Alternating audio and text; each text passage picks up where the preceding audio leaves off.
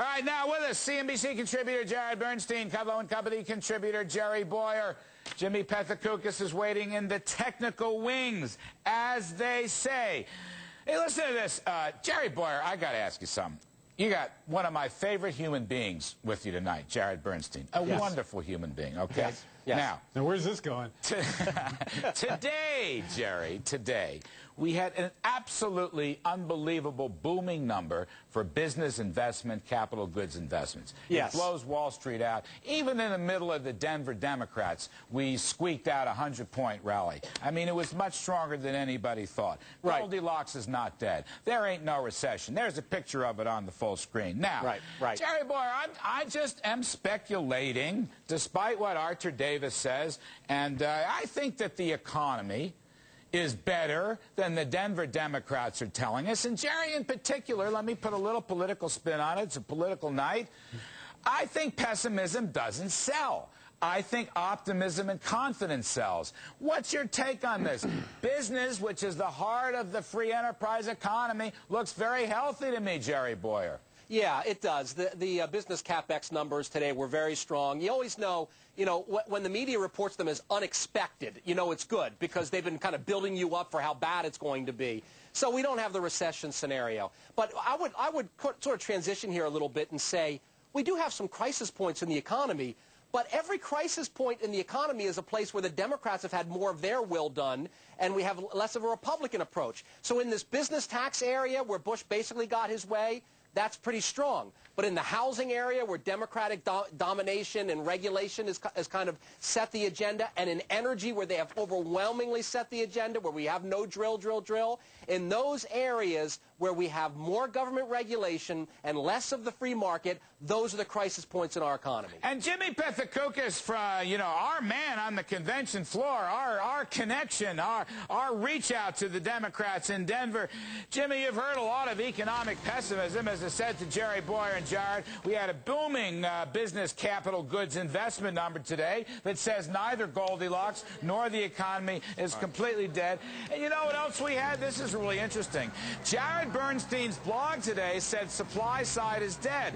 And yet, the median income numbers actually went up. And our great friend Carpe Diem, Mark Perry from Michigan, shows that if you adjust median household income per household member, because households have fallen, under supply-side economics, we've had about a 25 or 30% increase during the Reagan generation. Look at that household number. Actually, going back longer, it's even a bigger number.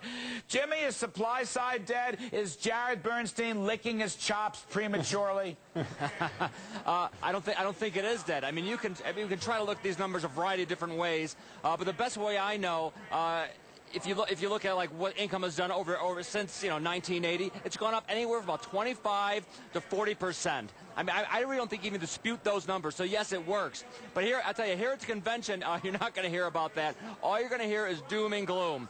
Last night was economy night here at the convention, and what it was we're on the verge of Great Depression 2.0. Markets have failed.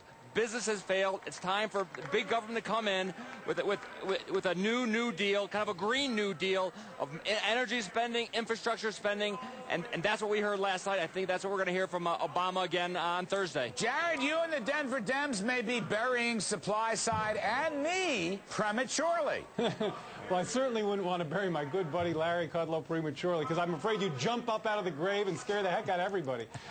Look, a couple of points. First of all, core capital goods, ex-aircraft, non-defense, up 2.6%. That's a great number, absolutely an upside surprise. And I've seen markups for third quarter GDP now around 2%, which is believable and very positive. Still below trend, but not recessionary. So I totally agree with that. But, Arthur Davis made the right points. If you're talking about, one of the problems we have on this show is we talk about the economy as if that describes everyone. Right. For lots of people that we're trying to reach from this convention, what matters are jobs and paychecks, and they've been solidly in the tank. Now, Jimmy has cited this number. I've heard this a lot. If you go back to 1980, you get 20, 30% median family income. Absolutely. At minimum. Absolutely true. and about 75% of that growth occurred between 93 and 2000. There is no question that from 2000 to 07, especially if you look at working age households, it's been a bust. Can we just let me just finish. I let you guys finish. I let you guys finish. Let me finish. I did not interrupt you. Now, go ahead, Jared, but real quick, we're short. It's a couple of mouse clicks on the census website. Now, if you want to start cooking those by dividing them by this deflator and that family, go right ahead. Households, Census Bureau data. Because Great Society liberalism destroyed a lot of families, so you got to go to per capita. And if you go, we put the chart back on the board. That's an average goes all the way back to the Reagan Bowl. Hey, Larry. I want to ask Jimmy P, though. Jimmy, you've taken a poll, a very scientific poll. Do delegates on the floor of the Democratic Convention in Denver agree with Senator Obama that anybody making $250,000 is rich? What's their story? I'll tell you. I asked the delegates two questions. One, I asked them, how rich do you have to be rich? Obama said there's 250,000. If you ask the delegates, they'll tell you you have to be more like 500. If they make $750,000, maybe you have to make $1 million. So they disagree with their own candidate on that issue. I also asked them, of those so-called rich people, how much should you tax them? What should be the top tax rate?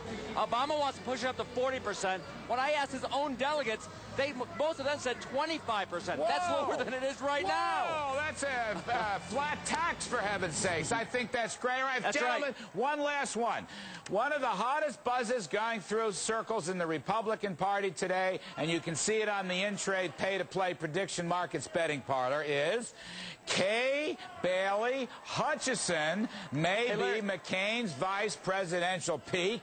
I noted earlier with Arthur Davis, conservative Democrats are fleeing the Democratic ticket. Right. Married women are fleeing the Democratic ticket. Jerry Bowyer, you've been all over this. Obama to Democratic women drop dead. Here's Kay Bailey Hutchison. What's your take, Jerry? Is this plausible? I think we'll put the poll up on the full screen while you're answering. It's plausible. It may be even probable. I think she'd be a much better pick than Mitt Romney. I think that this would say to the women who were dissed by the Democratic Party, and don't give me this, well, we counted all the votes. They threw out Michigan and Florida till it was sewn up for Obama.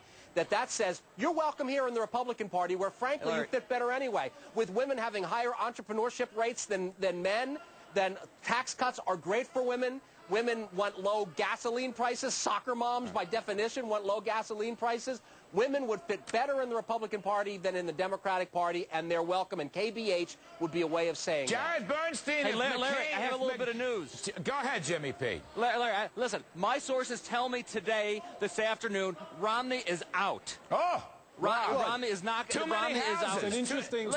Too many houses. He's the Bailey Hutchinson scenario. I knew that. He's got 5 houses. McCain has 7. That's too much for one ticket. That's very interesting. 12 houses and 1 ticket. That is. But Jared Bernstein, if McCain rings the cash register for a top-flight lady like Kay Bailey Hutchison, that is ka-ching for the Republicans and kaboom for the Democrats. Yeah, no, that would be a challenging strategy.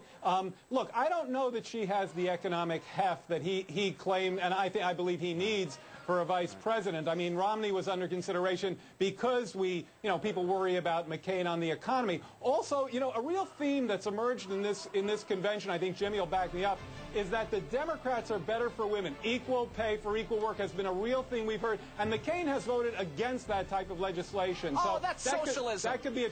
Well, you want to count what's real? As of yesterday's census numbers, the gap between male and female income is the lowest in recorded history. That's under Bush. That's under supply-side. That's true, but it's still, what is it, around 75, 78? Well, yeah, but Jared Bernstein, under the Democrats. Jared Bernstein, I got to tell you, for the first time in I don't know how many decades, there is no real gender gap between Obama's polls and McCain's. No, usually at this point, a Democrat is running 20% ahead of the Republican on the female vote. It ain't happening. And I'll tell you, ka-ching for Kay Bailey Hutchison is kadoom for the Obama ticket. Jared Bernstein, you are not kadoom. And Jimmy Pethokoukis, thank you. You're looking good for a couple days out there at the Denver Democrats. My pal Jerry Bowyer's got a little more work to do on the stock market side, because coming up, stocks are up today. How about